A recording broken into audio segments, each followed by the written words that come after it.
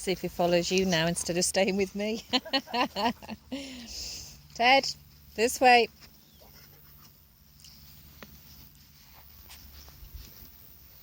Ted.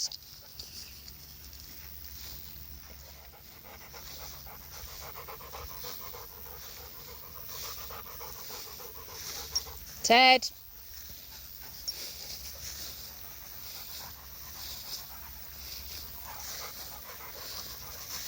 We have to give him a good chunk of time to actually come to the realisation himself. Ted, this way.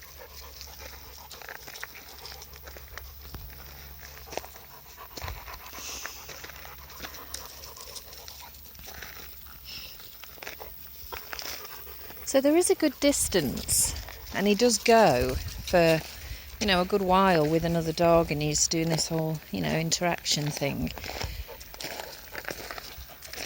But I'll be honest, I'm not overly concerned. He isn't really just going off on a tangent with it. He is just communicating, which will get less and less as he gets older.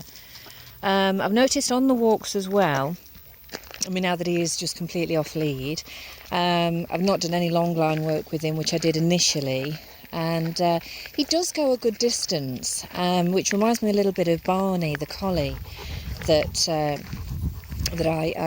I worked with last year, and he has a good distance between you and him, but he's not running off, and he knows where you are, and his recall's there when you need it, but he is a good way away from you. Not concerning when the dog knows how to interact with other dogs, and when the dog knows how to socialise and communicate. Ted, shh, this way. So at this point I'm turning round. Whenever I say this way, I turn so my back's to the dog.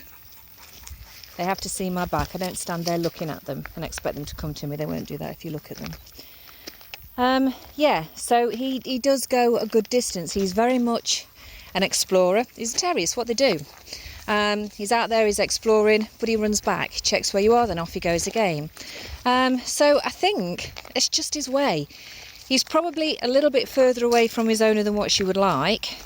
But when we're considering that he's kind of new to all of this, and initially when he was off lead with her, he would just see something in the distance and he'd be gone.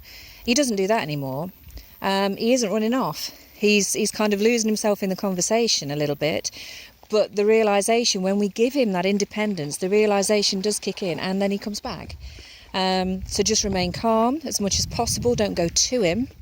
And if you do need to go to him and try and get him back, shout to the owner of that dog that he's taken a liking to, and just say, look, would you mind just walking back with me a little bit, meeting me halfway? And then at least that way you're not walking to him completely. He's coming back towards you with the help of the other person and their dog. So work it that way. But it will get less and less. The more dogs he meets on a walk, the more independence he gets to figure things out himself, the better he'll be.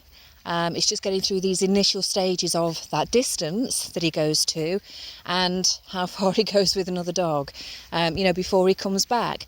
But I have left it, until he comes back, just to see, that distance. I'm not concerned at all with that. I don't worry about that.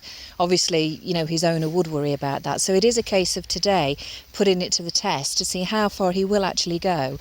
Before the realisation's there, it's like, oh, hang on, this isn't my pack, I need to turn around. So that's Mr. Ted.